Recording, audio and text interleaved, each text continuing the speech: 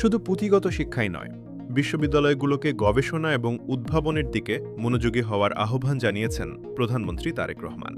তিনি বলেন, শিক্ষা ও গবেষণায় আমাদের বিশ্ববিদ্যালয়গুলো বৈশ্বিক মান বজায় রাখতে পারছে কিনা এমন একটি প্রশ্ন অনেকের আলোচনা ফুটে উঠেছে। দুঃখজনক হলেও বাস্তবতা হচ্ছে, একবিংশ শতাব্দীতে শিক্ষা, গবেষণা ও জ্ঞানের উৎকর্ষ অর্জনের ক্ষেত্রে বিশ্বখ্যাত বিশ্ববিদ্যালয়ের র্যাঙ্কিংয়ে আমাদের বিশ্ববিদ্যালয়গুলোর অবস্থান এখনও প্রত্যাশিত উচ্চতায় পৌঁছতে পারেনি। মঙ্গলবার ১২ মে বেলা ১১টায় ঢাকা বিশ্ববিদ্যালয়ের নবাব নওয়াব আলী চৌধুরী সিনেট ভবনে transforming higher education in Bangladesh roadmap to sustainable excellency শীর্ষক কর্মশালার উদ্বোধনী অনুষ্ঠানে প্রধান অতিথির বক্তব্য প্রধানমন্ত্রী এসব কথা বলেন। তারেক রহমান বলেন, র্যাঙ্কিংয়ের ক্ষেত্রে সাধারণত গবেষণা, প্রকাশনা, সাইটেশন এবং উদ্ভাবন এই বিষয়গুলোকেই বেশি গুরুত্ব দেওয়া। এই বিষয়গুলো নিয়ে আমাদের শিক্ষাবিদরা নিশ্চয়ই আরও চিন্তাভাবনা করবেন।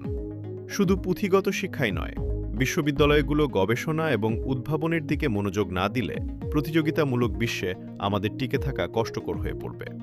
চতুর্থ শিল্প বিপ্লবের কথা উল্লেখ করে প্রধানমন্ত্রী বলেন, বিশ্ব এখন চতুর্থ শিল্প বিপ্লবে পা দিয়েছে। চতুর্থ শিল্প বিপ্লবের চলমান এই সময়ে এআই বা কৃত্রিম বুদ্ধিমত্তা, রোবোটিক্স ও automation, internet of things, genetic engineering, biotechnology, cyber security, quantum computing, industrial internet of things, big data, material science, nano technology, পঞ্চম প্রজন্মের ওয়্যারলেস প্রযুক্তি, এইসব উন্নততর প্রযুক্তি একদিকে আমাদের চিন্তার জগৎ নিয়ন্ত্রণ করছে।